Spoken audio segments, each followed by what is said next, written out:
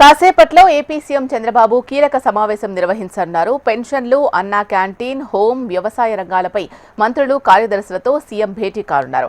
పెన్షన్లు, అన్నా క్యాంటీన్లు తదితర పథకాలపై ప్రజల్లో లభించిన స్పందనను అడిగి తెలుసుకోనున్నారు. ఈ సమాచారం ఆధారంగా చేపట్టాల్సిన అంశాలను మంత్రులు, కార్యదర్శులతో కలిసి సీఎం చంద్రబాబు చర్చిస్తారు. ఇక దీనికి సంబంధించి మరింత సమాచారం మా ప్రతినిధి కాంతి అందిస్తారు. కాంతి, ఓవర్ టు యు.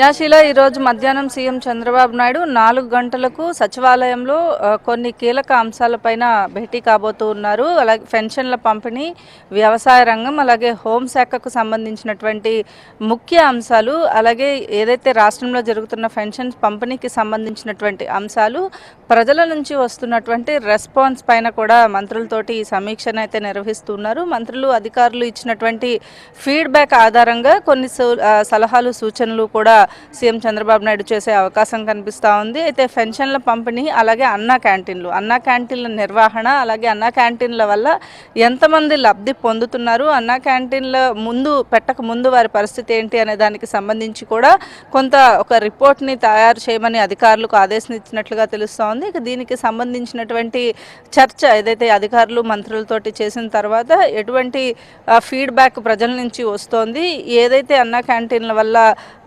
లబ్ధి పొందుతున్నటువంటి లబ్ధిదారులకు సంబంధించి ఎట్లాంటి నాణ్యతకు సంబంధించినటువంటి అంశంలో కావచ్చు, అలాగే టైమింగ్స్కి సంబంధించినటువంటి అంశంలో కావచ్చు, ఇంకా ఏమైనా క్వాలిటీ పరంగా కావచ్చు పెంచాల్సిన అవసరం ఉందా అనేటువంటి ఫీడ్బ్యాక్ని కూడా అన్నా క్యాంటీన్స్ విషయంలో తీసుకోబోతున్నారు. ఇక పెన్షన్ల పంపిణీ విషయంలో ఏదైతే 4,000 రూపాయల పెన్షన్ పంపిణీ చేపడుతున్నారో, పెన్షన్ పంపిణీ పెంచి ఇస్తున్న నేపథ్యంలో ఎటువంటి ఫీడ్బ్యాక్ ప్రజల్లో ఉంది, అలాగే కూటమి ప్రభుత్వం అధికారంలోకి వచ్చిన తర్వాత మొదటిగా ఈ పెన్షన్స్ పంపిణీ మీదే ఫోకస్ చేయడము, అలాగే ప్రతి నెల 1వ తారీఖున పెన్షన్ల పంపిణీ అనేది దాదాపుగా 90 నుంచి 95% పూర్తి చేయడమే లక్ష్యంగా పెట్టుకోవడం, అలాగే ప్రతి 1వ తారీఖున పెన్షన్ పంపిణీ కార్యక్రమంలో అధికారులు, ఏదైతే ఎమ్మెల్యేలు, ఎంపీలు కూడా తమ నియోజకవర్గాల్లో పాల్గొనాలని చెప్పి కూడా సూచించిన నేపథ్యంలో ప్రజల నుంచి వస్తున్నటువంటి రెస్పాన్స్ ఎలా ఉంది, ప్రభుత్వంలో అందిస్తున్నటువంటి పాలనకి సంబంధించి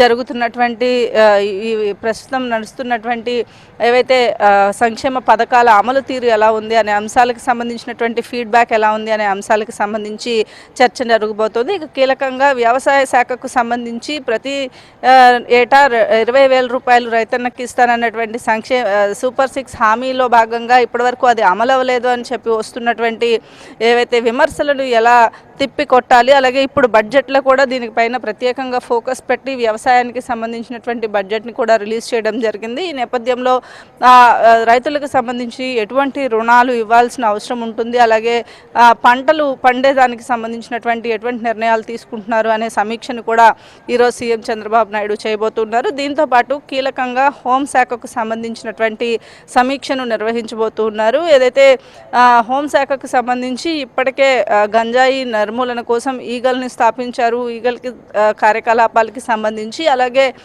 కొన్ని ఏవైతే ఇప్పుడు అరెస్టులు ఖచ్చితంగా రెగ్యులర్గా అరెస్టుల పర్వం అనేది ప్రస్తుతం రాష్ట్రంలో కొనసాగుతున్న నేపథ్యంలో దీనికి సంబంధించి కూడా కొంత కీలకమైనటువంటి చర్చ జరిగే అవకాశం ఉంది. మొత్తంగా ఈ 4 అంశాల మీద ఈరోజు సాయంత్రం సీఎం చంద్రబాబు నాయుడు సచివాలయంలో మంత్రులు, అధికారులతోటి కీలకమైన సమావేశం నిర్వహించబోతున్నారు. షీలా.